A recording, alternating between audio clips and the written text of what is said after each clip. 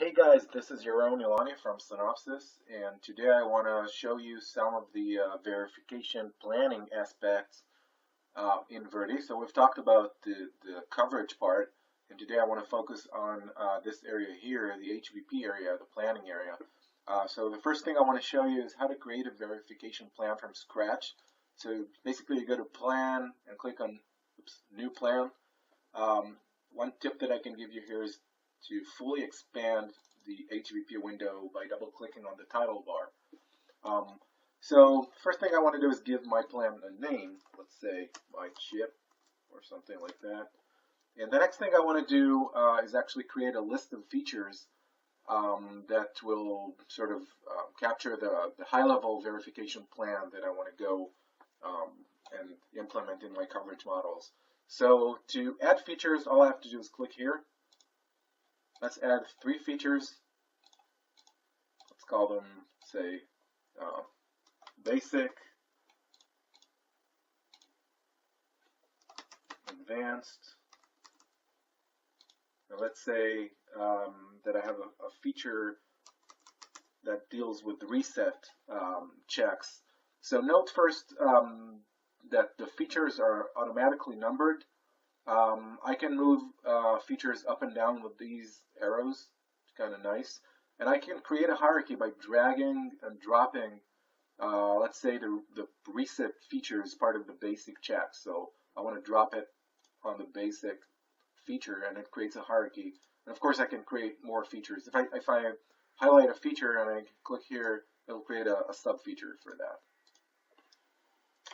So eventually I want to have a very big verification plan with as many features as needed. And next what I want to do is actually map the real coverage objects to them. So probably the most intuitive way is to just select a cover group or cover point or whatever you want. Let's say that these 2 cover groups are related to the advanced features, for example. So I can just highlight them and drag them and drop them onto the whatever feature is associated with them, and that will make the link between the coverage object and the high-level feature.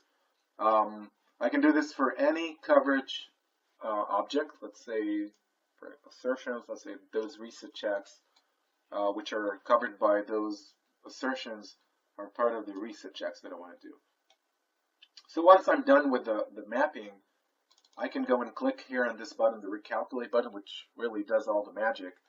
When I click it, all the coverage scores are annotated onto the plan. So I get an average score for each and every feature. You can minimize that to show you a little better. And I have specific scores for the various metrics that I've collected. I can add owners for features here, your own or somebody else, John, or whatever. And later on I'll show you how to filter based on those attributes. So this is basically it. The one other thing that I want to show you here, so I've shown you how to map coverage features, coverage objects, by dragging and dropping. Here's another very useful way to do this, and this is by a wildcard mapping.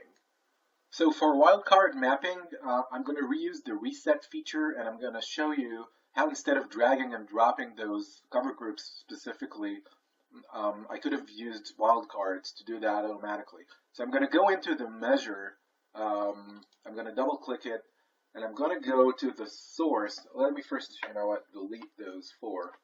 And I'm going to edit this coverage source, and I'm going to put wildcards here just so to be able to catch anything with a string reset in it. And I'm clicking enter here and I'm recalculating, and note that instead of explicitly dragging and dropping objects, I could just capture whatever coverage object that has the word reset in it. For larger designs and coverage models, this would be way faster than explicitly dragging and dropping coverage objects. So this is it for this introduction video. In the next videos, I'm going to show you some of the advanced features of verification planning. So I hope you enjoyed it and hope to see you in the next videos. Thanks.